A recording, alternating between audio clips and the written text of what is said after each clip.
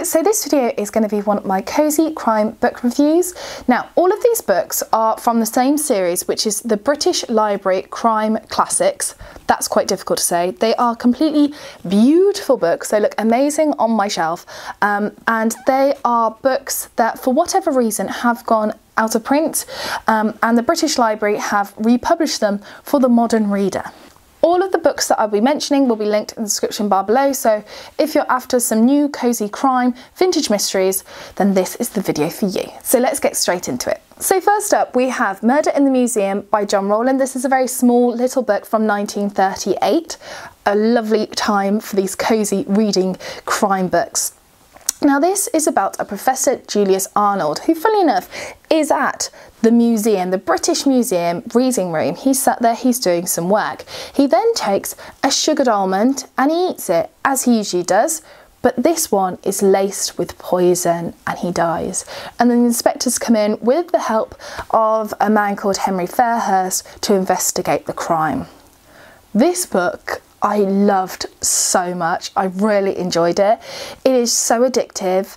I was completely glued. Each chapter is very short, sweet, to the point, but each one is left on a cliffhanger ending, so you can't help but want to read the book in one go, which is what I did.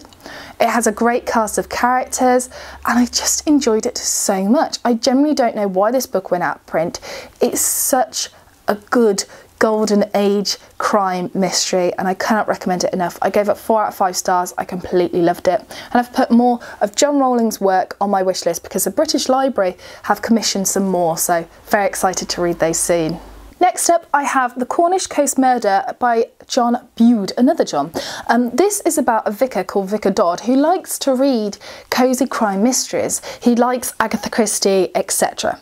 And then when an ill-tempered man in the vicar's village is murdered, the vicar goes in to help investigate with the police. When I was reading this book, it seems like there were no clues. It seems like one clue that you thought would really help propel you forward was just leading to another dead end. And it feels like it's a really clever and very tangled book. I love how this book went full circle. So you start with the vicar sat in his living room reading cozy crime mysteries and discussing them, and then you do the whole mystery, you come back full circle, and it finishes like that as well. I loved that organisation element to it too. For me personally, I wanted a little bit more time with the vicar.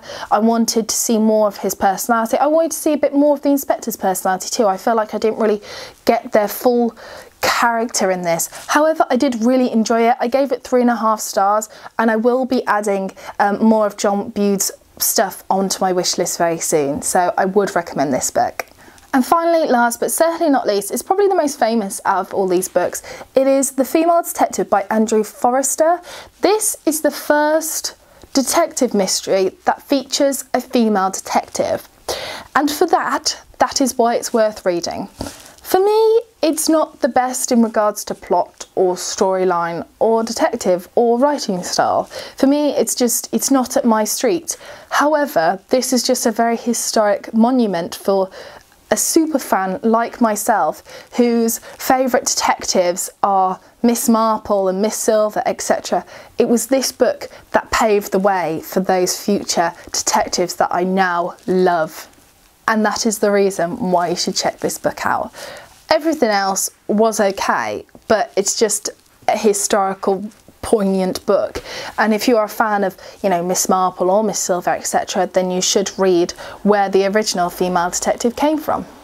So that's it for this cozy crime mystery review. I hope one of these 3 books have now made it onto your wish list. Let me know in the comment section which one it is, or have you read them all already? If you want to get your hands on any of these books or check out the British Library and check out their collection, then I'll leave links for all these 3 books and the British Library in the description bar below. So that's it for today's video. Take care, and I shall see you soon for the next one. Bye for now.